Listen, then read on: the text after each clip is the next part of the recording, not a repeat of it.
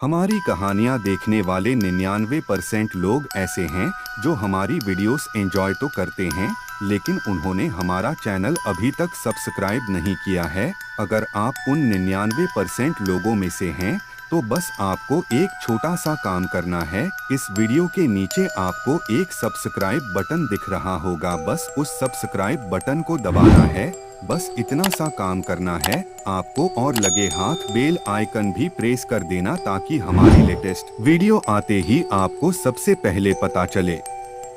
जीवन क्या है, जिंदगी क्या है? हम अपनी जिंदगी में अपने जीवन को आरामदायक बनाने में लगे रहते हैं। हम चाहते हैं हमारे पास सुख, खुशियां, धन, दौलत, मान, सम्मान सब कुछ हो, पर कोई नहीं चाहता कि उसकी जिंदगी में दुख, दर्द, तकलीफ, अपमान और गरीबी हो। पर फिर भी सबकी जिंदगी में दुख, दर्द, तकलीफ, खुशी, सुख, गरीबी, धन, दौलत सब कुछ है, पर हम हमेशा परेशान रहते हैं। सुखी रहने के लिए हम समझ नहीं पा रहे हैं कि जीवन क्या है, जिंदगी क्या है। जिसने जिंदगी का मतलब समझ लिया, उसने जीवन को समझ लिया। उसके जीवन में फिर सुख, दुख, खुशी, गम, गरीबी, अमीरी कुछ नहीं रह जाता। उसकी जिंदगी में केवल जीवन होता है जिसे वह संपूर्णता से जीता है। हम में से बहुत सारे लोग ध्यान करते हैं, पूजा करते हैं, प्रार्थना करते हैं, भक्ति करते हैं। वह सभी क्या चाहते हैं? सब सुख चाहते हैं। किसी को आपने दुख मांगते हुए देखा? एक गुरु अपनी प्रार्थना में हमेशा कहते थे कि हे ईश्वर, तू मुझे दुख देता रहे, मुझे सुख की कोई लालसा नहीं है, तू केवल मुझे दुख देते रहना, मुझे बहुत अच्छा लगता है। उसके शिष्य उसे रोज यह प्रार्थना करते हुए देखते। एक दिन उन शिष्यों ने गुरु से पूछा, गुरुदेव, सब सुख मांगते हैं, आप अपनी प्रार्थना में दुख क्यों मांगते हैं? गुरु ने कहा, क्योंकि मैं हमेशा जागा हुआ रहना चाहता हूँ। यह दुख मुझे मेरे ईश्वर के करीब लाता है, मैं उसे भूलता नहीं हूँ। जबकि सुख संसार में खींच लेता है, वह मुझे मुझसे दूर कर देता है। इसलिए मैं हमेशा दुख मांगता हूँ ताकि मैं उसके करीब रह सकूं।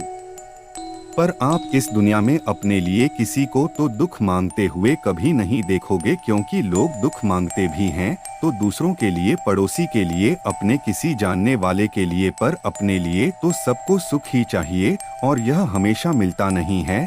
इसलिए सब परेशान है। कुछ तो अपनी जिंदगी से इतने परेशान हो जाते हैं, अपने दुख से इतने परेशान हो जाते हैं कि वह जीवन को छोड़ने का निर्णय ले लेते हैं। लोगों को लगता है कि ज्ञान, भक्ति, पूजा करने से सुख मिलता है। क्या तथागत गौतम बुद्ध को परम सत्य प्राप्त करने के बाद सुख मिला था? क्या उनका जीवन सुखमय रहा था? अगर आप सांसारिक लोगों की आंखों से देखोगे तो आप पाओगे तथागत गौतम बुद्ध का जीवन बिल्कुल भी सुख से भरा हुआ नहीं था। उसमें सुख और दुख दोनों मिले हुए थे। उन्होंने बहुत तकलीफों का सामना किया था। उन्होंने खुद कहा है कि जीवन दुख से भरा हुआ है, दुख का कारण है और उसका निवारण भी है। उन्होंने कभी नहीं कहा कि ध्यान करने से किसी को सुख मिलता है।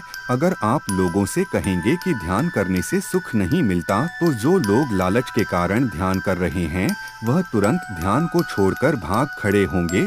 और सच तो यही है कि ध्यान करने से सुख नहीं मिलता, ध्यान करने से मिलती है। तो समझ यही वह चीज है, समझ। जो इसे समझ गया वह जीवन समझ गया। जिसने जीवन समझ लिया, फिर उसके जीवन में कभी कोई तकलीफ नहीं रही, कोई दुख नहीं रहा, कोई परेशानी नहीं रही। एक कहानी है, इससे आप इसे थोड़ी अच्छी तरह से समझ सकेंगे कि मैं क्या कहना चाहता हूँ। एक व्यक्ति अपने जीवन के दुखों से बहुत पर था। पहले उसका काम बहुत अच्छा चल रहा था, पर धीरे धीरे उसका सब काम खराब हो गया। अब जीवन में दुख और तकलीफ ने जगह बना ली। धन दौलत नहीं थी, मान सम्मान में भी कमी आ गई थी, क्योंकि यह दुनिया धन दौलत के हिसाब से मान सम्मान बनाती है। उसके अपने परिवार वाले भी अब उसे कुछ नहीं समझ रहे थे। तब वह रोज मंदिर जाता और भगवान से पूछता कि हे भगवान, तूने मेरे साथ ऐसा क्यों किया? मेरे जीवन में इतने दुख क्यों दिए? मैंने तो किसी का कुछ भी बुरा नहीं किया। जितना हो सका मैंने सबकी मदद की, आपकी भक्ति की, आपके मंदिर में चढ़ावा भी चढ़ाया, सब कुछ तो मैंने किया। फिर भी तूने मुझे दुख क्यों दिया भगवान। वह रोज मंदिर जाता और एक ही सवाल रोज पूछता पर उसे कोई जवाब नहीं मिलता। परिवार की जिम्मेदारियों के तले वह दबा जा रहा था, पैसा नहीं था और खर्चा बहुत बढ़ता जा रहा था। परिवार की आपसी कलह भी उसे झेलनी पड़ रही थी। उसके मन में आया कि वह यह जीवन त्याग दे, यहाँ रहकर कोई फायदा नहीं है। कम से कम इन परिवार वालों को मेरी अहमियत का तो पता चलेगा। एक दिन उसकी आंखों में आंसू बह रहे थे और वह बस चलता चला जा रहा था। रास्ते में उसने देखा कि सामने से एक तेजस्वी पुरुष चले आ रहे हैं। उनके चेहरे पर अजीब सा तेज है। वह उनके पास पहुंचा और कहा, गुरुदेव आप कौन हैं? आपके चेहरे पर यह कैसा तेज है? गुरु ने कहा, यही पास में मेरा आश्रम है, मैं यहीं रहता हूँ। हमारे भीतर जो होता है वही हमारे चेहरे पर दिखाई देता है। जब दुख भीतर होता है तो चेहरे पर दुख दिखता है। जब खुशी भीतर होती है तो चेहरे पर खुशी दिखती है। जब ईर्ष्या भीतर होती है तो चेहरे पर ईर्ष्या नजर आती है। और जब भीतर तेज होता है, ज्ञान होता है, तो वह बाहर चेहरे पर भी दिखाई देता है। तुम्हारे चेहरे पर मुझे दुख दिखाई दे रहा है।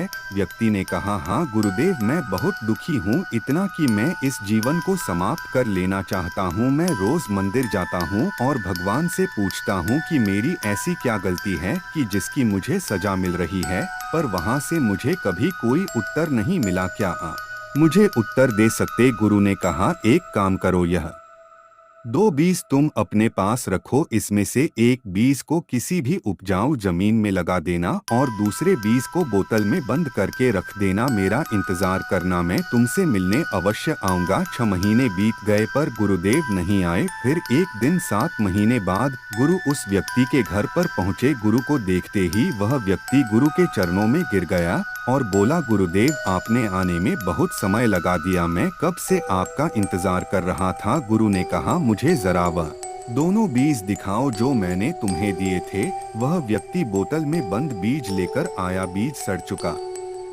था। गुरु ने कहा, देखो और समझो, इस बीज को आराम दिया गया, सुख दिया गया। इसने ना तो बाहर के दुख को झेला, ना इसे मिट्टी लगी और ना ही पानी लगाना। इसने अपनी छाती को चीरा, ना इसने तूफान देखे और ना इसने बाढ़ देखी। ना इसने गर्मी झेली और ना ही सर्दी झेली। इसने कोई दुख नहीं देखा और अब इसकी हालत देखो, यह सड़ चुका है। अब दूसरा बीज मुझे दिखाओ। वह व्यक्ति गुरु को एक स्थान पर लेकर पहुंचा जहां उसने दूसरा बीज लगाया था। अब वहां बड़ा वृक्ष था जिस पर फल भी लग रहे थे। व्यक्ति ने कहा, गुरुदेव यही वह बीज है जो अब वृक्ष बन चुका है। गुरु ने कहा, जरा सोचो कि इस बीज ने क्या क्या दुख नहीं उठाए होंगे। धरती में दबा होगा, अपना सीना चीरा होगा, धूप, गर्मी, सर्दी, बरसात, तूफान, बाढ़ सब इसने झेला और अब यह एक वृक्ष बन चुका है।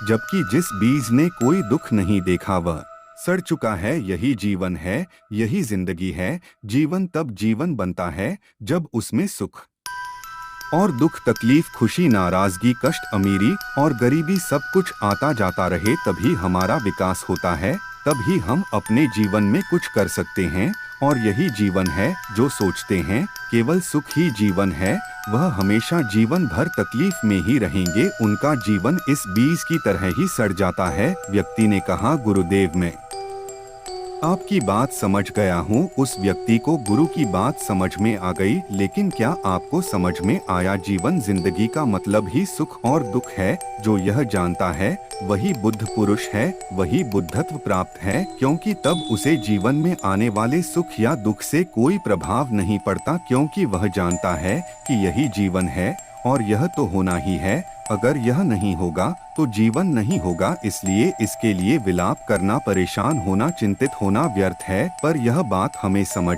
में नहीं आती और हम सुकून, सुख और शांति ढूंढने के लिए परेशान होते रहते हैं। इस दुनिया में मृत चेतना जैसे पहाड़ भी टूटकर बिखर जाते हैं, उसका आकार स्वरूप भी बदल जाता है। नदियां सूख जाती हैं, बड़े बड़े ग्रह तबाह हो जाते हैं, क्योंकि यही उनका जीवन है। और अगर इसके लिए विलाप किया जाए तो कोई कुछ भी नहीं कर सकेगा। अब आप सोच ले कि आपको विलाप करना है या जीवन जीना है। दुख से दुखी नहीं होना है बल्कि मजबूत होना है। याद रखना, सुख तुम्हें कमजोर करने आता है, परंतु दुख तुम्हें मजबूत कर जाता है और सत्य के बहुत करीब ले जाता है, तुम्हें तुमसे मिलाने में मदद करता है। इससे भागना मत, यह दोनों मिलकर ही जीवन और जिंदगी बनाते हैं। यही जिंदगी है, यही परम सत्य है। और अगर तुम इसे नहीं जी सकते तो तुम जीवन नहीं जी रहे हो, तुम केवल एक परेशान शरीर बनकर रह जाओगे जो अंत में उस बीज की तरह सड़ जाएगा। ध्यान में बैठकर आखिर और अंत में बुद्धत्व प्राप्त करते हुए भी आप यही जानेंगे। दोस्तों, यदि कहानी अच्छी लगे तो वीडियो को एक लाइक जरूर कर दीजिएगा और ऐसे ही मजेदार कहानियों के लिए आज ही हमारे चैनल को सब्सक्राइब कर लें और बेल आइकॉन प्रेस करना बिल्कुल न भूलें।